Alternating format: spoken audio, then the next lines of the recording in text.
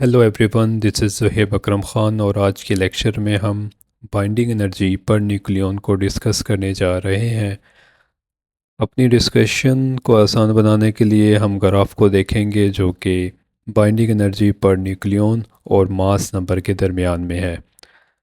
इस ग्राफ से हमें कुछ नताइज जो कि मिलते हैं, जिसमें सबसे पहले है कि बाइंडिंग एनर्जी पर न्यूक्लियन हर एक एलिमेंट का दूसरे एलिमेंट से मुख्तलिफ होगा।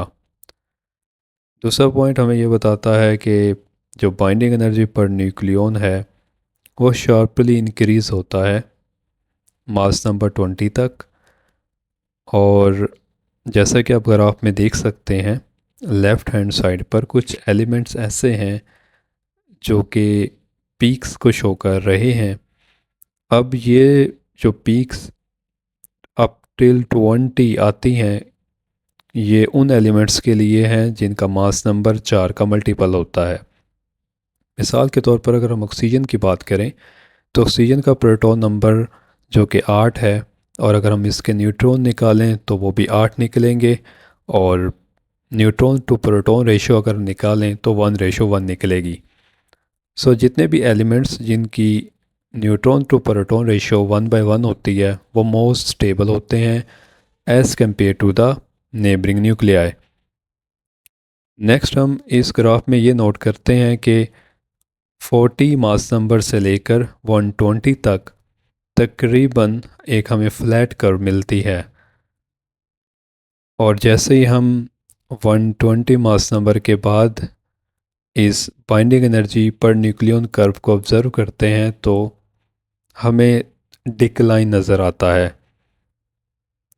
अब इस ग्राफ में जो सबसे इम्पोर्टेंट पॉइंट है वो ये कि मास नंबर 56 के लिए, जो कि आयरन का है, इसकी बाइंडिंग एनर्जी पर न्यूक्लियन सबसे ज़्यादा है, जो तकरीबन 8.8 मेगा इलेक्ट्रॉन वोल्ट है, और ये तमाम एलिमेंट्स में से सबसे ज़्यादा मोस्ट स्टेबल न्यूक्लियाई है।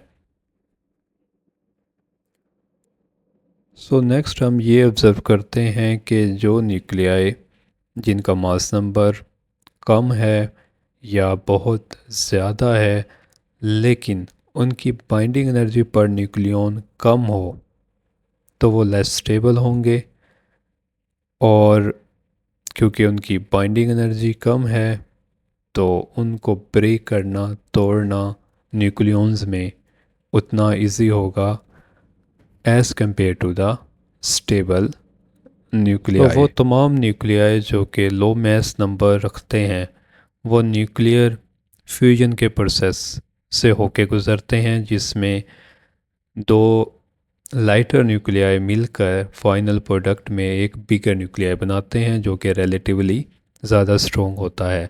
जैसा कि एग्जांपल में आप देख सकते हैं कि दो ड्यूट्रॉन मिलकर एक हीलियम बनाते हैं जिसकी बाइंडिंग एनर्जी रिलेटिवली ज़्यादा है। सिमिलरली हमारे पास जो हाई मास नंबर के न्यूक्लियाई हैं ये न्यूक्लियर फिशन के प्रोसेस से होकर गुज़रते हैं, जिसके नतीजे में हमें एक smaller nuclei, much stable nuclei मिलता है, और इस प्रोसेस को हम न्यूक्लियर फिशन कहते हैं। जो फाइनल प्रोडक्ट हमें मिलेगा उसकी जो बाइंडिंग एनर्जी पर न्यूक्लियन होगी वो पहले से ज़्यादा होगी।